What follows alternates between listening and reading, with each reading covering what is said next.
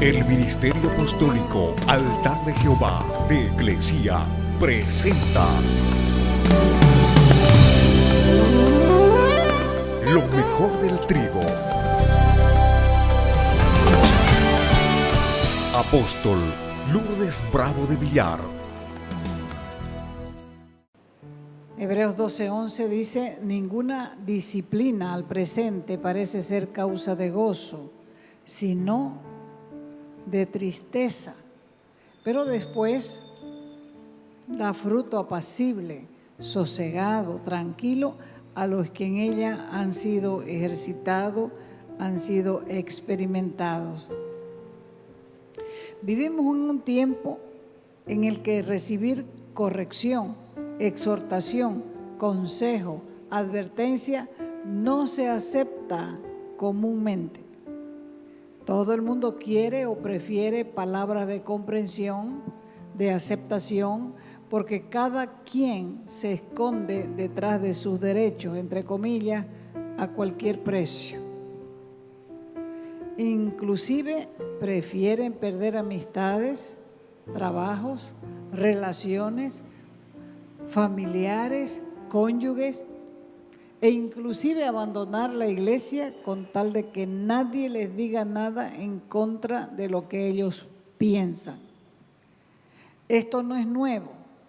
Podría parecernos un tema personal, privado, porque hoy en día, por lo que vemos en las redes sociales, ¿qué es lo que vemos ahí? Vemos marchas de todo tipo en todas las ciudades, un sinnúmero de comentarios en artículos que toca las fibras más sensibles, y sin embargo el orgullo ha sido parte de la experiencia humana desde la caída.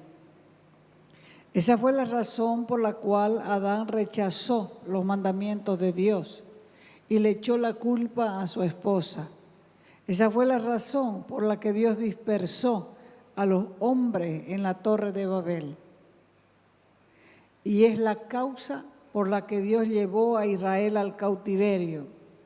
El mismo orgullo y terquedad llevó también a los fariseos a buscar la muerte de Jesús y condujo a Pablo a perseguir la iglesia primitiva.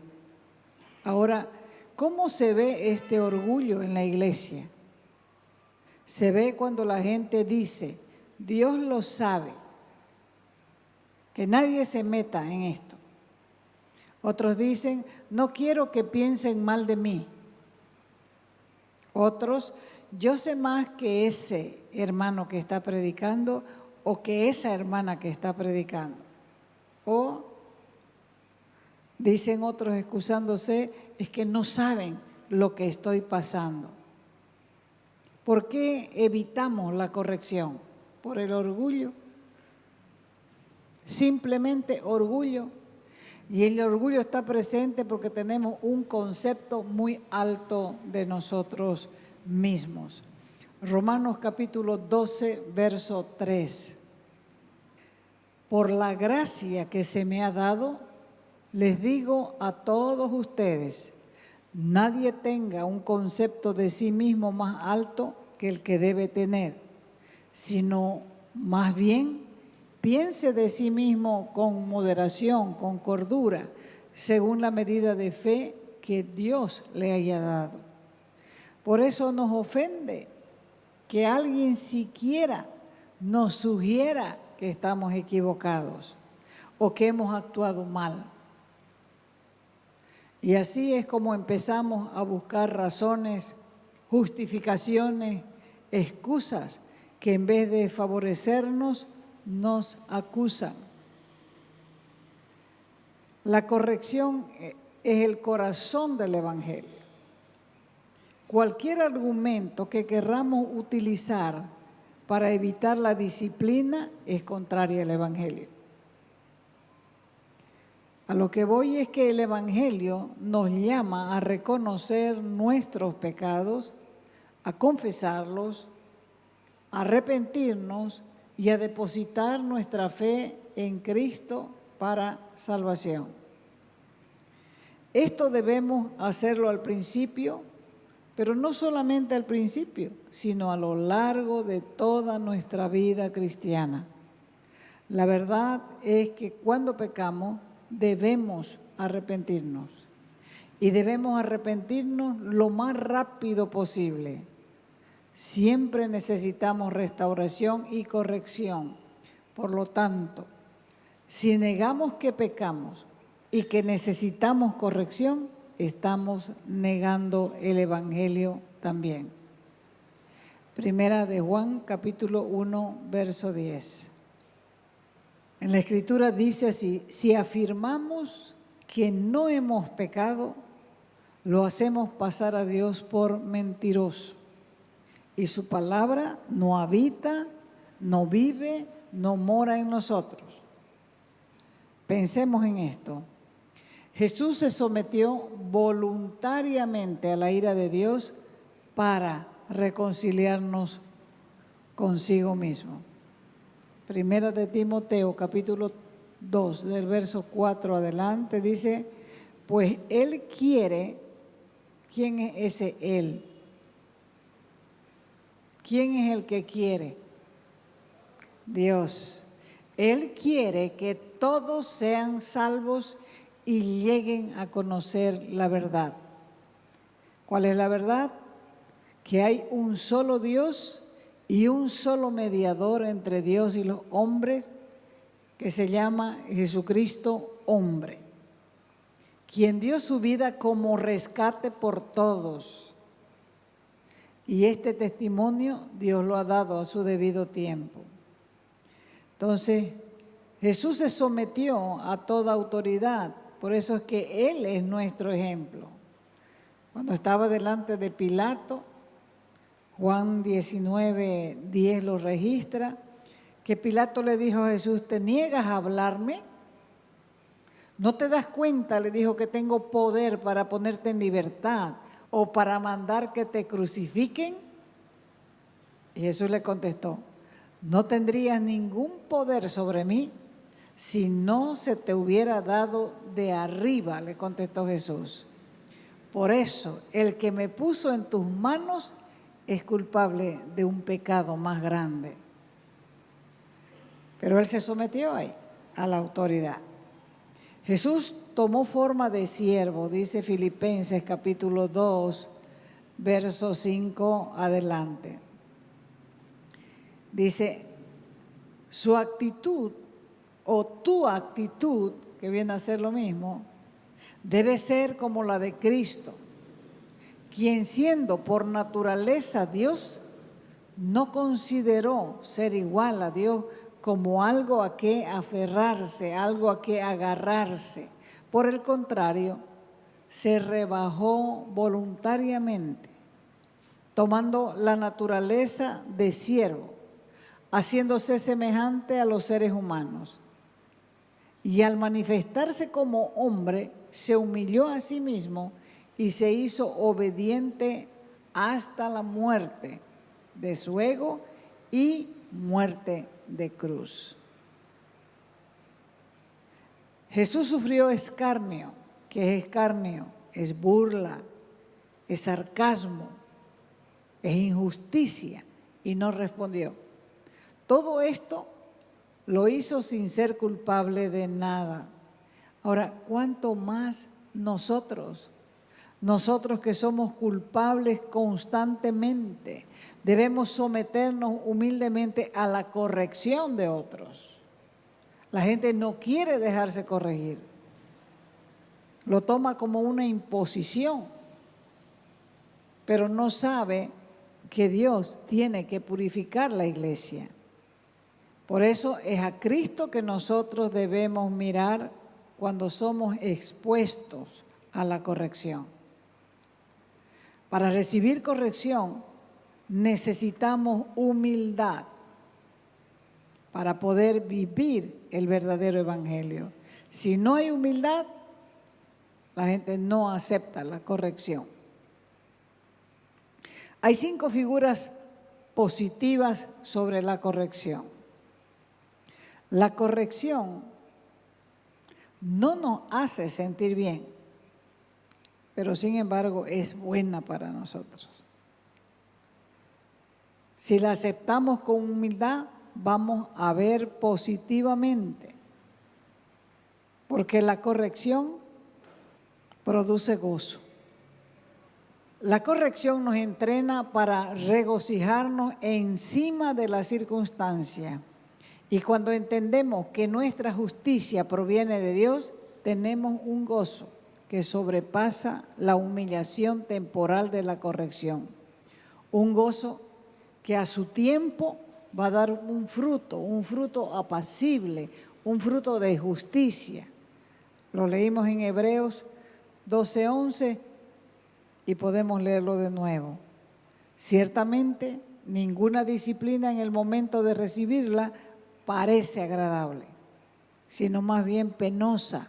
Sin embargo, después produce una cosecha de justicia y paz para quienes han sido entrenados en ella. 2.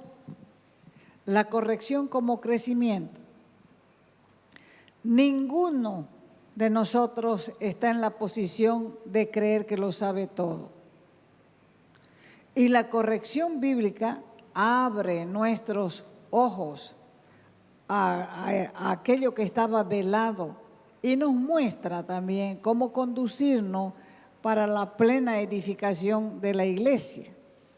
Y es una oportunidad para crecer como cristiano. La persona que es corregida y es humilde pasa ese curso. La persona que es corregida y no es humilde se aplaza. Efesios capítulo 4, versos 13. De este modo, todos, dice, llegaremos a la unidad de la fe. A la unidad de la fe y el conocimiento del Hijo de Dios. A una humanidad perfecta que se conforme a la plena estatura de Cristo. Verso 14, así ya no seremos niños, no vamos a estar zarandeados por las olas, no vamos a ser llevados de aquí para allá por todo viento de enseñanza y por la astucia y los artificios de quienes emplean artimañas engañosas. Verso 15, más bien, al vivir la verdad en amor, creceremos hasta ser en todo como aquel que es la cabeza. ¿Quién es la cabeza? Cristo es la cabeza. 16, por su acción todo el cuerpo crece y se edifica en amor y está sostenido, está ajustado por todos los ligamentos según la actividad de cada miembro. Eso está en Efesios capítulo 4, del verso 13 al 16. Entonces, el proceso de la madurez espiritual es esencial. Y si deseamos llegar a ser más como Jesús, tenemos que mirarle a Él. Si le imitamos a Él, entonces vamos a crecer espiritualmente. Es un proceso. Para crecer hay un proceso donde es necesario imitar al maestro para poder subir a otro nivel de madurez. Porque vamos progresando y ya no vamos a querer la leche espiritual, vamos a querer alimento sólido. Es lo que pasa con un niño. Un niño primero va a tomar la leche materna, pero desde que el niño comience a comer, ya no va a querer la leche. Raros son los chupaquis ahí que están con su mamadera hasta grande. Pero generalmente cuando el niño comienza a comer, ya no quiere leche. ¿Por qué? Porque ya pasó el tiempo de la leche y llegó el tiempo del alimento sólido. Y eso es lo que exhorta la Escritura en Hebreos capítulo 5, verso 12. Está hablándole al pueblo, debiendo ya ser maestros, dice. Ya tanto tiempo que están en la iglesia, ya deberían ser maestros, pero todavía tienen necesidad que se les vuelva a enseñar los primeros rudimentos de la palabra de Dios. Y han llegado a ser como bebé otra vez, porque tienen necesidad de leche y no de alimento sólido. La nueva criatura que nace de nuevo va a tomar leche espiritual, va a comenzar con leche. Pero después de un tiempo en la iglesia ya no puede seguir tomando leche. Tiene que crecer. Ya tiene que aprender para ser maestro. No se puede quedar un niño así. Tenemos un camino trazado por el Señor. Y la meta final de esta carrera es que alcancemos la edad adulta que corresponde a la plena madurez de Cristo. Y por esta razón es que la madurez es tan importante. Uno no puede quedarse a un nivel de niño espiritual. Lo mismo y lo mismo y lo mismo. En una infancia permanente. Así que es urgente que avancemos y crezcamos. Primera de Corintios 13:11. El apóstol Pablo decía, cuando yo era niño, hablaba como niño, pensaba como niño, juzgaba como niño. Mas cuando ya fui hombre, dejé lo que era de niño. Estas palabras las escribió para nosotros. Debemos dejar las cosas de niños, porque los niños son inmaduros, tanto en lo natural como en lo espiritual. Seamos más como Jesús. 3. La corrección como obediencia. La palabra de Dios nos manda que estemos sujetos a toda autoridad. Y en el caso de la iglesia, nos manda a sujetarnos a nuestros pastores y a hacerlo con alegría. Hebreos 13:17 dice, obedezcan a sus pastores, líderes, sométanse a ellos, pues ellos cuidan de ustedes, como quienes tienen que rendir cuentas. Hay que rendir cuenta de cada uno. Obedézcanlos a fin de que ellos cumplan su tarea con alegría, sin quejarse, porque si ellos se quejan, no es provechoso para ustedes. Cuando necesitamos corrección y nos sometemos a la autoridad, esto agrada a Dios. 4. La corrección como santificación.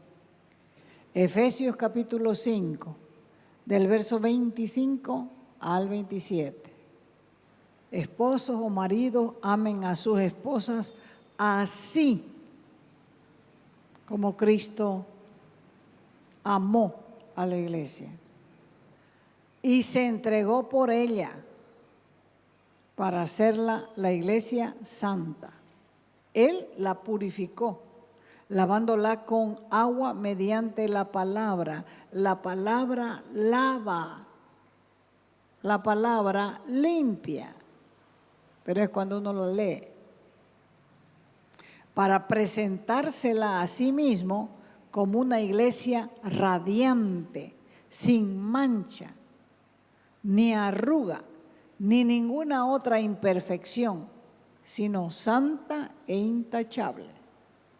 Esa es la iglesia que Dios quiere. Y a eso nosotros tenemos que apuntar. Porque el poder de una iglesia, escúchelo bien, depende de la santidad de la iglesia. Esto se registró en el libro de Hechos, en el capítulo 5. Ahí, en los inicios de la iglesia primitiva, Dios disciplinó a un matrimonio, a Ananías y Zafira. Les quitó la vida ahí en medio de todos. por haber mentido con relación a una venta que ellos hicieron. La venta era de ellos, el dinero era de ellos, pero estos mentirosos dijeron que estaban entregando a la iglesia todo el producto de la venta. Si ellos querían quedarse con el dinero, podían quedarse con el dinero. Nadie les estaba exigiendo, la iglesia no les estaba exigiendo. Pedro no les dijo traigan el dinero. Ellos querían estar ahí como de grandes dadores, pero no eran grandes dadores, eran un par de mentirosos. Así que el Señor tuvo que disciplinar en la iglesia, más bien, a esa parejita. Otro caso que tenemos en la Escritura es de los hijos de Aarón, Nadab y Abiú, que murieron carbonizados por el fuego que salió del altar. ¿Por qué? Porque ellos ofrecieron un fuego extraño, algo que Dios no había ordenado.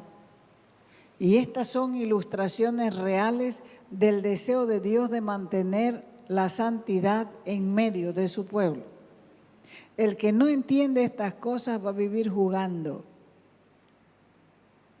Pero el que entiende estas cosas se va a santificar para presentarse a Dios como una iglesia gloriosa. Porque la iglesia somos nosotros.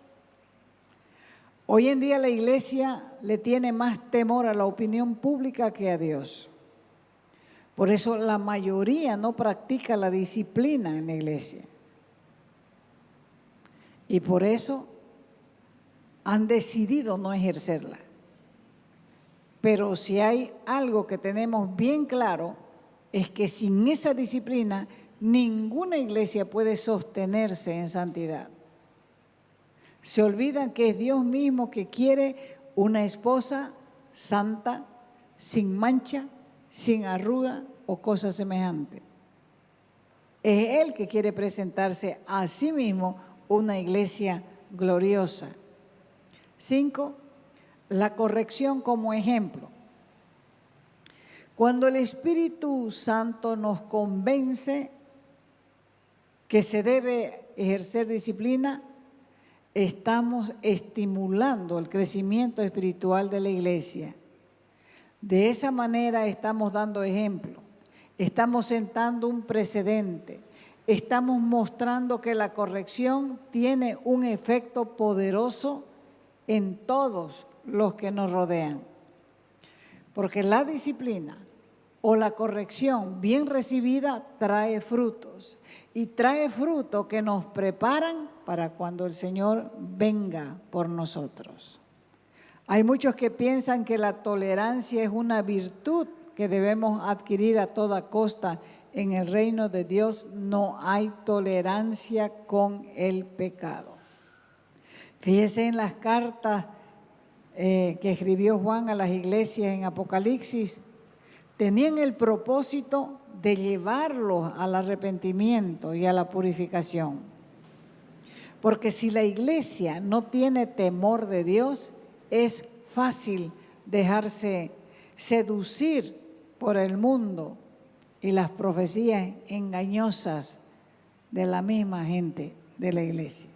Es fácil. ¿Por qué? Porque la iglesia no tiene temor de Dios. Y el temor de Dios es odiar lo que Dios odia y amar lo que Dios ama. Todo el que espere tolerancia en un mundo injusto está engañando su propio corazón. No conoce la luz. El que quiere tolerancia sobre todo tipo de cosas es porque quiere libertad para vivir a su antojo y que nadie le corrija y que nadie le reprenda. Dios no permite ese tipo de tolerancia. Peor en la iglesia. Porque en la iglesia nadie puede vivir a su antojo, pues Dios tiene leyes, tiene mandamientos, tiene normas, tiene estatutos y tiene un nivel de moral alto. Por eso es que el cristianismo no funciona así. La Escritura dice claramente que todo lo que el hombre sembrare, eso también va a cosechar. Y muchas personas viven sin importarle las consecuencias de sus actos. Muchos hacen cosas a sabiendas de que lo hacen mal. Y a sabiendas también de que les traerá consecuencias negativas. Los que fuman, los que beben, los que consumen droga, saben que estas prácticas son nocivas para su salud, pero no les importa. Y hay acciones que traen beneficio a nuestras vidas y a nuestro entorno también. Hay personas que nosotros las vemos muy amigables, generosas, que reciben reconocimiento y amistad, pero también vemos personas conflictivas, problemáticas, desordenadas, que reciben lo que ellos mismos generan. ¿Qué es lo que reciben? Poca estima, problemas y mala reputación. En el reino de Dios, en el mundo espiritual también hay consecuencias por nuestras acciones. Lo que hacemos nos trae bendiciones, nos trae maldiciones. Lo que hacemos nos trae reconocimiento o nos trae señalamiento y reprensión. Porque nuestros actos y nuestras obras nos traen bendiciones a nuestra vida espiritual y por extensión a nuestra vida física. O nos produce inconvenientes en nuestra vida espiritual y en nuestra vida física. O sea que lo que hacemos tiene consecuencias positivas o negativas. Y Gálatas 6:7 dice, quien siembra para la carne, segará corrupción. Quien siembra para el espíritu, ganará para vida eterna. Así que lo que sembremos, eso vamos a cosechar. Sembramos amor, vamos a cosechar amor. Sembramos pleito, vamos a cosechar pleito. Sembramos chisme, vamos a cosechar chisme. Sembramos para los deseos de la carne, vamos a cosechar pecado y condenación eterna. La tolerancia trae un sinnúmero de consecuencias que a la corta o a la larga irá contaminando todo el campamento y terminarán totalmente destruidos. Cuando hay pecado en el campamento, se extiende como una mancha. Cuando hay pecado en el campamento, hay mal olor en el campamento y nadie quiere entrar. Cuando en el campamento hay santidad, la santidad tiene buen olor y eso atrae a otros. Por eso es tan importante el discernimiento, para discernir sobre qué se puede ser tolerante y sobre qué no debemos ser tolerantes. Por eso Dios no puede tolerar la tolerancia. ¿Por qué? Porque esta hace daño a la gente. Y Dios nos ama y quiere lo mejor para nosotros. Él es el creador y por lo tanto sabe lo que nos conviene y lo que funciona. Los predicadores de la tolerancia y los que quieren que solamente se hable de amor y de amor, están en contra de Dios y su palabra.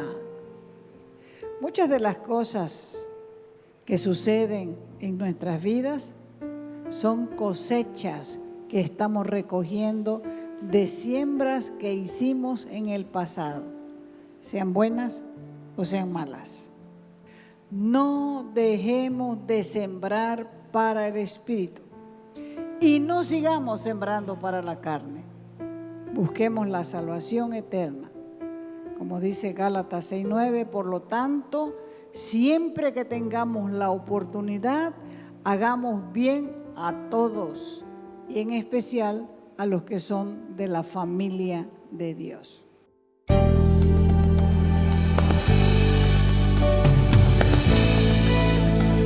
Te invitamos a nuestras conferencias los días viernes, sábados y domingos a las 20 horas y el domingo a las 10 de la mañana.